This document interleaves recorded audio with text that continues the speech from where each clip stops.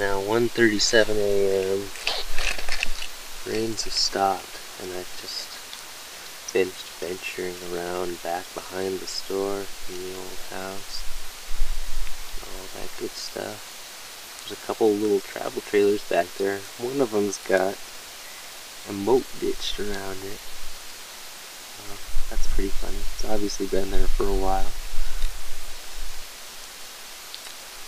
And an interesting thing I've had to confront in all this is just the thought that I want to claim ownership of this place. And recognizing where that fits into this whole process of decolonization,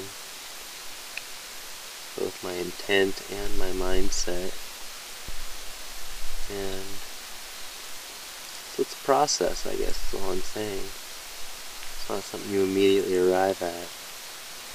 But the question is, what kind of control do I want to see of this property?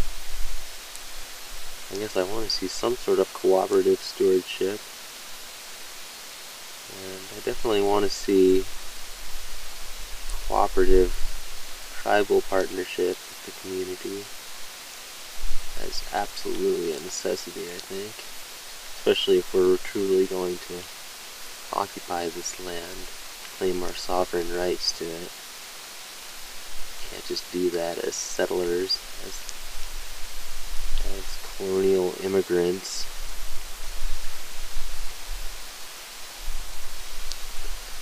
That's just more decolonization you gotta confront, you know? We occupied this land by shunting aside its original inhabitants. And from what I understand, settling their shamanic grounds.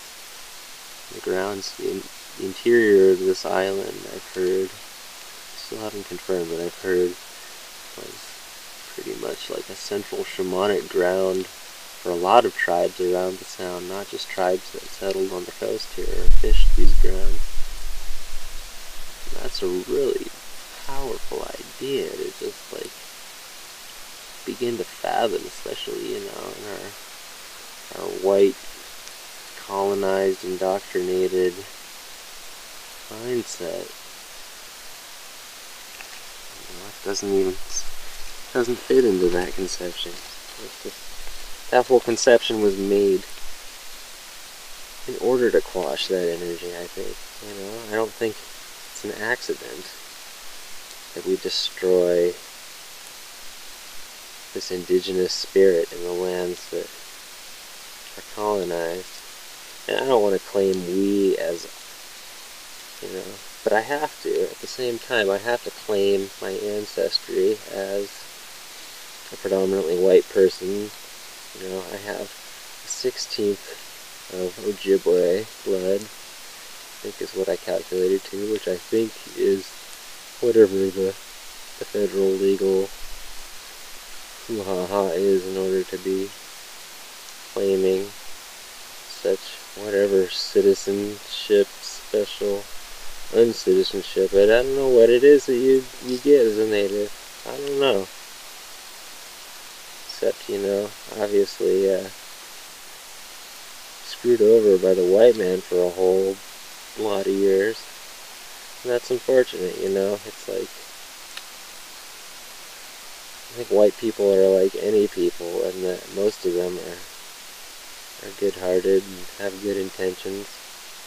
But, you know, we all are, especially as white people, we all are like so deeply colonized at this point, and so deeply, you know, the empire has been so embedded into our systems that we just take it with us wherever we go. And it's really unfortunate that that continues to happen. And it's also really unfortunate that the forces of the empire and of the Render unto Caesar Incorporated just do this, you know, still are destroying indigenous lives in this country and in the rest of the world. Like, there are still coal mines that are stealing the water from indigenous lands and rerouting them for just coal slurry, polluting and making a mess, and hauling paradise away, like John Prine said. And it's absurd that we allow this to happen. And I don't want to harp on absurdity too much, but it is. It's ridiculous, and I even want to say redonkulous, because that's how dumb it is. It's like on the level of honky-tonk badonkadonk. If you're gonna like base the structure of your society on something, that's what you're doing with this whole empire's never-ending mindset. I don't know what that. I don't know. But my God, I'm just gonna shut up and stare at Maury Island. Because, wow. I forget how much I vibe off of being in the water at night. I used to go down to Alki when I was living there with my great aunt. She recently passed away. Give a shout out to Aunt Dorothy.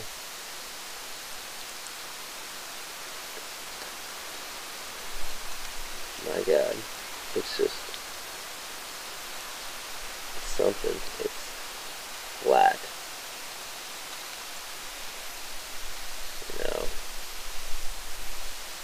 Even in Kansas, you're not going to get land that flat.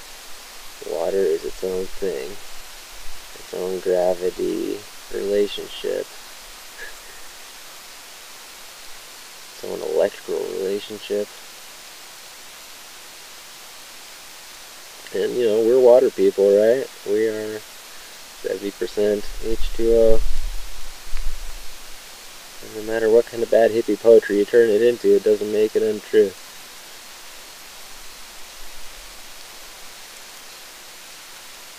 Oh, it's the first car I've seen.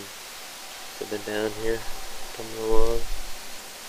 Man, the vantage, the vista of this place is just incredible. The wetlands are really interesting in and of themselves. It's almost like the store itself is practically built on wetlands, it seems like to me. It just kind of like melts into it from the yard out. It's a trip and a half, there's like spirits in the corner of your eyes out here.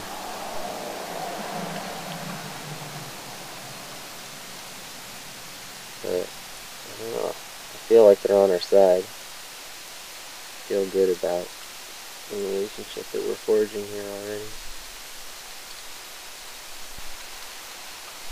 A lot of lights across the water. Lose track of where we're at, if we're looking at SeaTac or what. And now off of the other side of Maury and all that, you end up with being downwind of Tacoma, hence Asarco, settlement money, paying for the park on Maury Island, the new park. And that's another interesting one. Swanee was brought up as being what tribe did she say? It was not the Puyallup tribe, it was another tribe entirely. And it's unfortunate that I'm not remembering it. I want to say it started with an M, but I'm not going to even commit to that idea at all.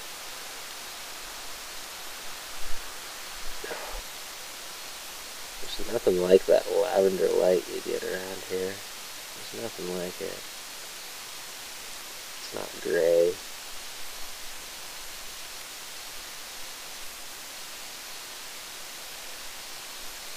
Yeah.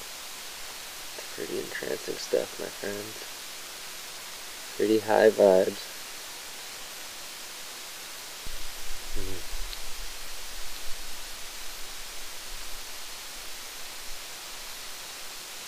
Well, I'm not prepared to camp out tonight. Probably better head back to Mariposa. Gotta get up tomorrow. Help Jared out with some backbone business. Finish painting some banners, I think. and they'll be heading to DC pretty quick to get her done. So more power to them. And you know, power to the people of Vashon that want to step up and grab it. But you don't need to take it away from anyone. And you know, it's just the way it's going to be. Because I'm fed up with competition. I'm fed up with this whole capitalistic notion that we got to outsell each other.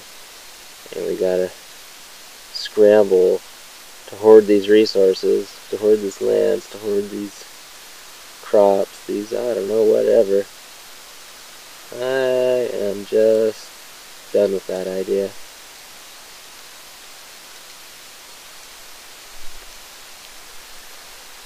And I am hypnotized again, so I've forgotten what I was talking about.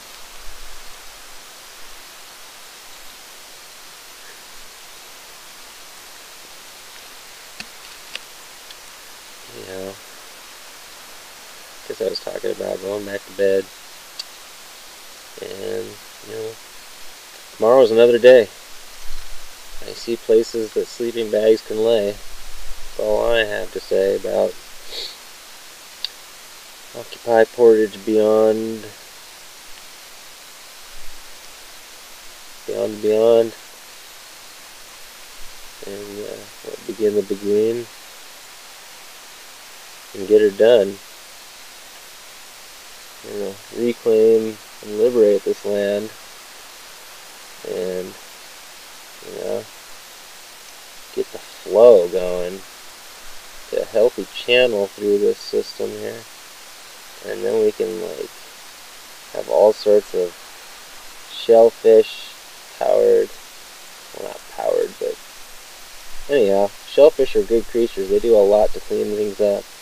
And just having that flush coming through, if we have a portage passage once again, is just going to do wonders for these harbors.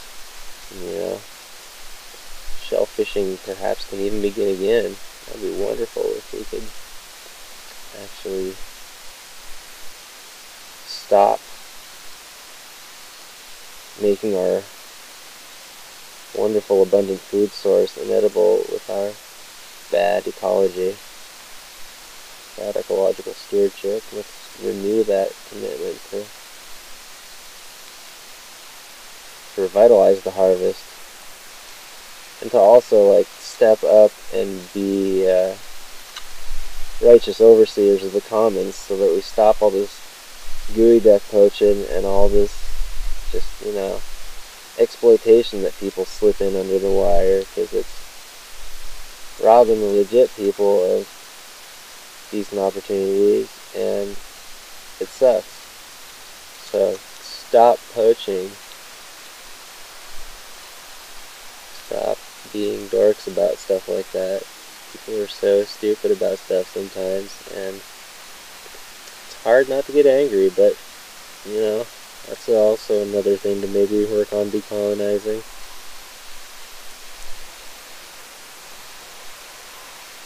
I don't really know what that means, but I don't know. I'm fed up with being angry too. I'm ready for something else. I'm ready to feel empowered. And, like, change is now instead of change is coming. Stop doing it.